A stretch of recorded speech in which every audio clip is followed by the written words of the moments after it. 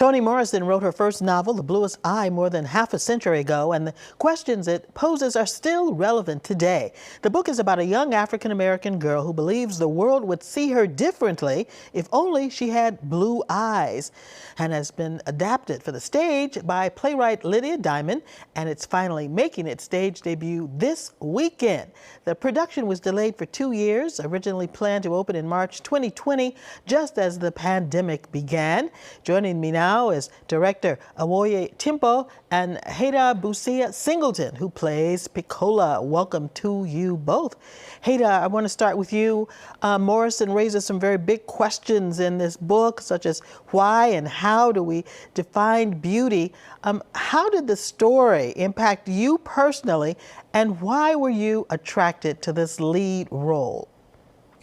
I was attracted to the role because this little girl is so full of light and curiosity. And I think that the feeling of being overlooked and the feeling of being lesser than is something that a lot of little girls, little Black girls, little girls of color can relate to.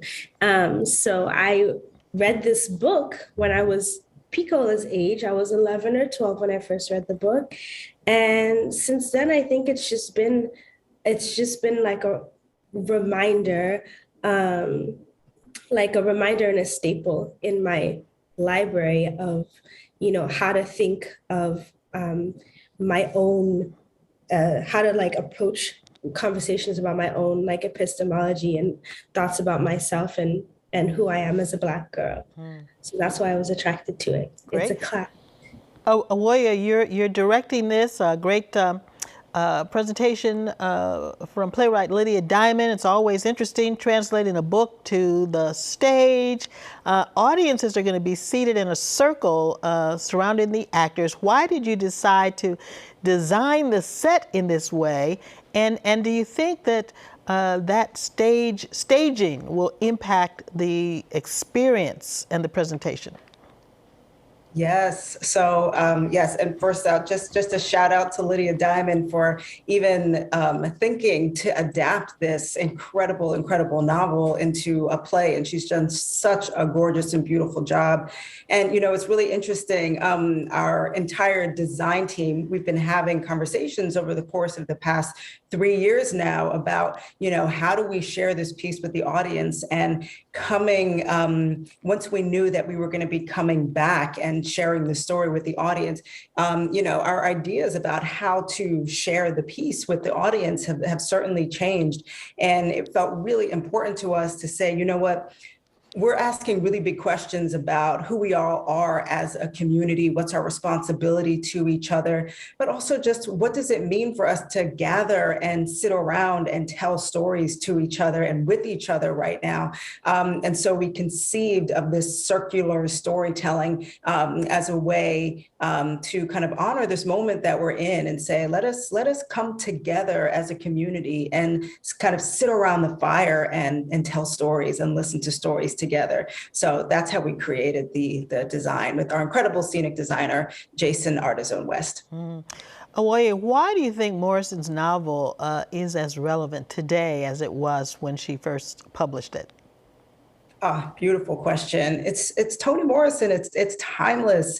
It's one of the things that's so beautiful and that we've been talking about a lot is that the play and the novel take place in 1941. But one of the things that's really beautiful is that we're following these young characters through the story, but they're also telling us the story of something that's happened to them in the past. So in a way, the story has always been a story of the present moment, because that's where we meet the older version of these young ladies. And so in a way, it's always speaking to the present moment, even as it's a reflection of and a story of the past. It's a very kind of beautiful kind of Sankofa model of storytelling. Haida, there's a content advisory that's been posted for this play, for this presentation. Some of the topics in this production are very tough. Talk about some of those moments and presenting them as an actor.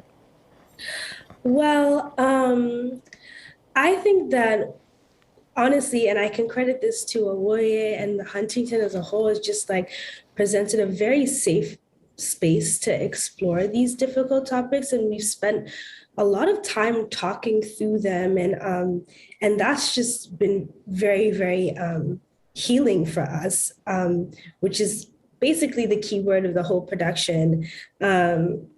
And something that a concept that Awoye introduced at the beginning of the rehearsal process, and that's been true of the whole piece. And I just think that we understand that we're telling this story all together as a group, and it makes it something that's much easier to tell when we feel like we are in a circle, we are telling it as a company, and yeah, we're handling it with care. Really, it's not an easy story to tell, but we're managing to tell the story and to share the story. All right, Heda Busia Singleton and director Awoye Tempo, thank you for joining us today, everybody.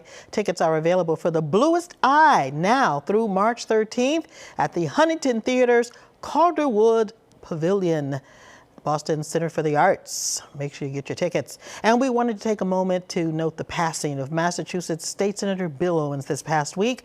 From humble beginnings in Demopolis, Alabama to BU and Harvard, Owens became Massachusetts' first Black elected state senator in 1974. Senator Owens used his office and influence for many initiatives, including securing funding for Roxbury Community College, the Reggie Lewis Track and Athletic Center, the creation of the State Office of Minority and Women Business Assistance, and he helped with passing of an assault weapons ban. His family said he died 3 weeks after testing positive for COVID-19 at the age of 84. Thanks to all of you for watching. Be sure to follow us on Facebook, Instagram, and Twitter at CityLine5, and you can follow me on Twitter at Karen Holmes Ward. Have a good afternoon, take care, and be well.